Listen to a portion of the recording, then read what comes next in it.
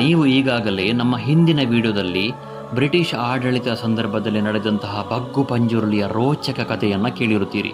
ಸುಮಾರು ಶತಮಾನಗಳ ಹಿಂದೆ ಉಡುಪಿ ಮಲ್ಪೆ ಸಮೀಪದ ಕಲ್ಮಾಡಿ ಸಂಕೇಶ ಎಂಬಲ್ಲಿ ಬಗ್ಗು ಮೊಯಿಲ್ದಿ ಮತ್ತು ಅವರ 4 ಸಹೋದರರು ಕೃಷಿ ಕಾಯಕದಲ್ಲಿ ತೊಡಗಿಕೊಂಡಿದ್ದರು. ಆಧುನಿಕತೆಯತ್ತ ಸಾಗುತ್ತಾ ಅವರ ಮೂಲ ಕಸುಬಾದ ಗಾಣದಿಂದ ಎಣ್ಣೆ ತೆಗೆಯುವ ಕಾಯಕ ನೆನೆಗುದಿಗೆ ಬಿದ್ದಿತ್ತು. ಒಂದು ದಿನ ಬಗ್ಗು ಮೊಯಿಲ್ದಿಗೆ ತಮ್ಮ ಮೂಲ ಕಸುಬನ್ನು ಪುನರಾರಂಭಿಸುವ ಉತ್ಕಟೇಚ್ಛೆ ಉಂಟಾಯಿತು. ಇದನ್ನು ತಮ್ಮ ಸಹೋದರರಲ್ಲಿ ತಿಳಿಸಿದಾಗ ಅವರು ಕೂಡ ಇದನ್ನು ಅನುಮೋದಿಸಿ ತಮ್ಮ ತಂಗಿಯ ಆಸೆಯಂತೆ ಮರದ ಗಾಣ ಮತ್ತು ಜಿಡ್ಡೆಯನ್ನು ನಿರ್ಮಿಸುವುದಕ್ಕಾಗಿ ಮರವನ್ನು ಹುಡುಕುತ್ತಾ ಮಣೇಲಿನ ಸಾರಲಪಟ್ಟ ಗಣಪ ಹೆಗಡೆಯವರ ಬಳಿಗೆ ಹೋಗುತ್ತಾರೆ. ಅಲ್ಲಿ ಹೆಬ್ಬಲಸಿನ ಮರವೊಂದಿದೆ, ಆದರೆ ಅದರಲ್ಲಿ ಸಾರಲಪಟ್ಟದ ಪಂಜುರ್ಲಿ ಇದ್ದಾನೆ. ಆ ಮರ ನಿಮಗೆ ಆಗಬಹುದಾದರೆ ತೆಗೆದುಕೊಂಡು ಹೋಗಬಹುದು ಎನ್ನುತ್ತಾರೆ ಗಣಪಣ್ಣ. ಅದರಂತೆ ಸಹೋದರರು ಮರವನ್ನು ತೆಗೆದುಕೊಂಡು ಹೋಗಲು ನಿರ್ಧರಿಸಿ ಮರಕ್ಕೆ ಕೊಡಲಿ ಇಟ್ಟಾಗ ಮರದಲ್ಲಿ ರಕ್ತವು ಜಿನುಗುತ್ತದೆ.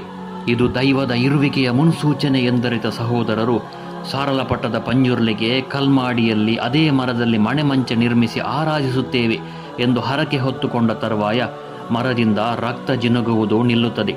ದೈವದ ಕಾರಣಿಕಕ್ಕೆ ತಲೆಬಾಗಿ ಆ ಸಹೋದರರು ಮರವನ್ನು 4 ತುಂಡುಗಳನ್ನಾಗಿ ಮಾಡಿ ತೇಲಿಕೊಂಡು ಬರುವ ಹೊಳೆಗೆ ಹಾಕುತ್ತಾರೆ.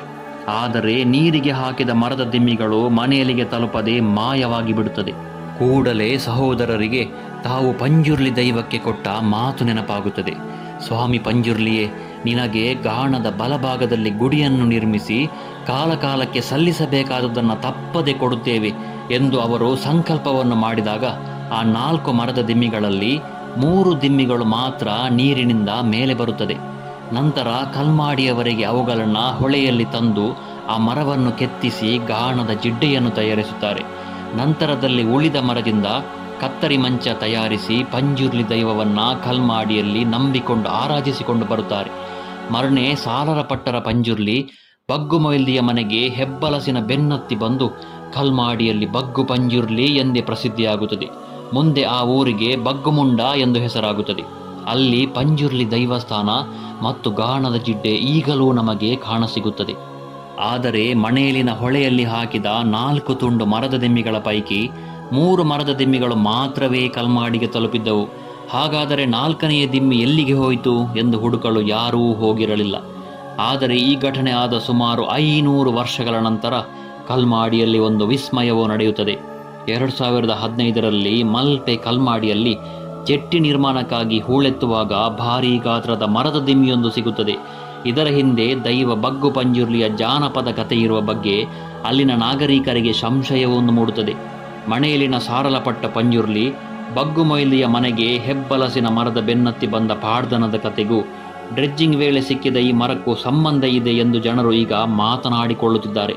ಆದರೆ ಪಾಡ್ದನದಲ್ಲಿ ಮರದ ಕಥೆ ಇದೆಯಾದರೂ ಈವರೆಗೂ ಸಿಗದೇ ಇರುವ ಆ 4ನೇ ಮರದ ದಿಮ್ಮಿಯ ಬಗ್ಗೆ ಯಾವ ಪ್ರಸ್ತಾಪವೂ ಇಲ್ಲ. ಉಡುಪಿ ಕಿದಿಯೂರು ಸಂಕೇಶ ಬಳಿ 3 ಹೊಳೆಗಳು ಸೇರುತ್ತವೆ. ಅಲ್ಲಿ ಮಲ್ಪೆಯ 3ನೇ ಹಂತದ ಜೆಟ್ಟಿ ನಿರ್ಮಾಣಕ್ಕಾಗಿ ಹೊಳೆಯ ಹೂಳನ್ನು ತೆಗೆಯಲಾಗುತ್ತದೆ. ಅಚಾನಕ್ಕಾಗಿ ಹೂಳು ತೆಗೆಯುವ ಡ್ರೆಡ್ಜಿಂಗ್ ಯಂತ್ರ ನೀರಲ್ಲೇ ಸಿಕ್ಕಿ ಹಾಕಿಕೊಳ್ಳುತ್ತದೆ. ಅದು ಮರದ ದಿಮ್ಮಿಯೊಂದಕ್ಕೆ ಸಿಲುಕಿಕೊಂಡಿರುವುದು ಗೊತ್ತಾಗಿ ಭಾರಿ ಪ್ರಯಾಸ ಮತ್ತು ಸತತ ಪ್ರಯತ್ನಗಳ ಬಳಿಕ ಮರದ ದಿಮ್ಮಿಯನ್ನು ಹೊರಕ್ಕೆ ತೆಗೆಯಲಾಗುತ್ತದೆ. ಸುಮಾರು 30 ಅಡಿ ಉದ್ದ ಮತ್ತು 1 ಮೀಟರ್ ವ್ಯಾಸದ ಮರದ ದಿಮ್ಮಿ ಅದಾಗಿತ್ತು. ಬಗ್ಗು ಪಂಜುರ್ಲಿಯ ಇತಿಹಾಸ ಸುಮಾರು 500 ವರ್ಷಗಳಷ್ಟು ಹಿಂದಿನದು ಎಂಬುದನ್ನು ಅಲ್ಲಿನ ಸ್ಥಳ ಮಹಿಮೆ ಹೇಳುತ್ತದೆ.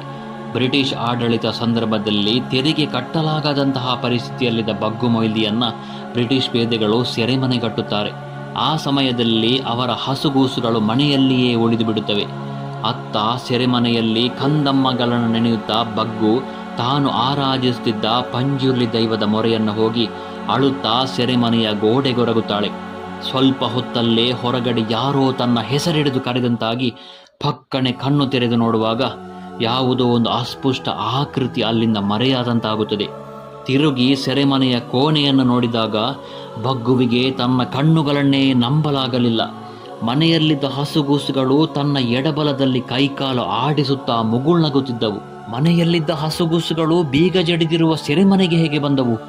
ಈ ಘಟನೆಯಿಂದ ಗಾಬರಿಗೊಂಡ ಬ್ರಿಟಿಷ್ ಅಧಿಕಾರಿಗಳು ಬಗ್ಗುವನ್ನು ಗೌರವಪೂರ್ವಕವಾಗಿ ಬಿಡುಗಡೆಗೊಳಿಸಿದ್ದು ಮಾತ್ರವಲ್ಲದೆ ಬಗ್ಗುವಿನ ತೆರಿಗೆಯನ್ನ ಮನ್ನಾ ಮಾಡಿ ಅವಳಿದ್ದ ಜಾಗವನ್ನ ಅವಳ ಹೆಸರಿಗೆ ಉಂಬಳಿಯಾಗಿ ನೀಡಿದರು. ಈ ಕಥೆಯಿಂದ ಇದು ಬ್ರಿಟಿಷರು ಭಾರತದಲ್ಲಿ ಆಡಳಿತವನ್ನ ಕೈಗೆತ್ತಿಕೊಂಡ ಬಳಿಕದ್ದು ಎಂಬುದು ಸಾಬೀತಾಗುತ್ತದೆ. ಆದರೆ ಡ್ರೆಡ್ಜಿಂಗ್ ಯಂತ್ರಕ್ಕೆ ಸಿಲುಕಿದ ಆ ಮರ 500 ವರ್ಷ ಹಳೆಯದಾಗಿರಬಹುದಾ ಎಂಬ ಪ್ರಶ್ನೆಗೆ ಮಾತ್ರ ಇನ್ನೂ ಉತ್ತರ ಸಿಕ್ಕಿಲ್ಲ. ಈ ಮರ ಎಷ್ಟು ಹಳೆಯದು, ಇದು ಹೆಬ್ಬಲಸು ಹೌದೇ ಮತ್ತಿತರ ವಿಚಾರಗಳ ಬಗ್ಗೆ ವೈಜ್ಞಾನಿಕ ಸಂಶೋಧನೆಗಳು ನಡೆಯಬೇಕಿದೆ. ಒಟ್ಟಿನಲ್ಲಿ ಜನರ ಜಾನಪದ ನಂಬಿಕೆಗೆ ಈ ಮರ ಮತ್ತಷ್ಟು ಇಂಬು ನೀಡಿರುವುದಂತೂ ಸತ್ಯವಾಗಿದೆ. ಆ ಬೃಹತ್ ಮರದ ದಿಮ್ಮಿಯನ್ನ ಬಗ್ಗು ಸ್ವಾಮಿಗೆ ಪ್ರಾರ್ಥನೆ ಮಾಡಿದ ಬಳಿಕ ಈಗ ಮೇಲಕ್ಕೆತ್ತಿ ಹಾಕಲಾಗಿದೆ. ಪ್ರಶ್ನೆ ಚಿಂತನೆಯಲ್ಲಿ ಇದು ದೈವಕ್ಕೆ ಸಂಬಂಧಿಸಿದ ಮರವೆಂಬುದು ಗೊತ್ತಾಗಿದ್ದು, ಮುಂದಿನ ದಿನಗಳಲ್ಲಿ ಆ ಮರವನ್ನ ದೈವದ ಕೆಲಸಕ್ಕೆ ಉಪಯೋಗಿಸುವ ಬಗ್ಗೆ ಈಗ ಚಿಂತನೆಯನ್ನು ನಡೆಸಲಾಗುತ್ತಿದೆ.